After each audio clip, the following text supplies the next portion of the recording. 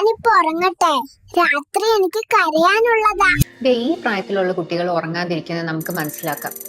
എന്നാൽ സ്കൂളിൽ പോയി തുടങ്ങിയിട്ടും പ്രോപ്പർ ആയിട്ടുള്ള സ്ലീപ്പ് റൂട്ടീൻ ഉണ്ടാവുന്നില്ലെങ്കിലോ, ഇതാണ് ഒ പിയിൽ വരുന്ന മിക്ക പേരൻസിന്റെയും കംപ്ലൈന്റ്. സ്കൂൾ ഗോയിങ് കുട്ടികൾക്ക് ഒരു 9 to 11 hours എങ്കിലും സ്ലീപ്പ് വേണം.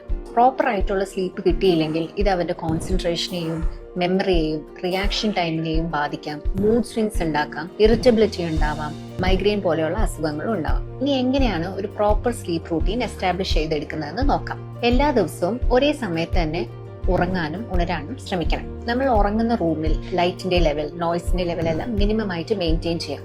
ഒരു കംഫർട്ടബിൾ ടെമ്പറേച്ചർ ആയിരിക്കണം റൂമിൽ. ഉറങ്ങുന്നതിന് 1 മണിക്കൂർ മുന്നേ നമ്മൾ തീർച്ചയായിട്ടും ഒഴിവാക്കേണ്ട 3 കാര്യങ്ങളാണ് ഉള്ളത്.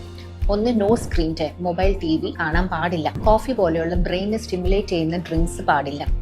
വഴക്കുകളും തർക്കങ്ങളും പാടില്ല. ഇത്രയും കാര്യങ്ങൾ ചെയ്താൽ നമുക്ക് പ്രോപ്പർ ആയിട്ടുള്ള ഒരു സ്ലീപ്പ് റൂട്ടീൻ എസ്റ്റാബ്ലിഷ് ചെയ്യാം.